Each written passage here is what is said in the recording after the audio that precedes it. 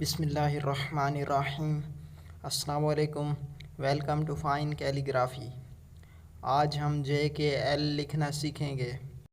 अगर आप मेरे चैनल पर नए आए हैं तो सबसे पहले मेरा चैनल सब्सक्राइब कर लें और घंटी का बटन दबा दें।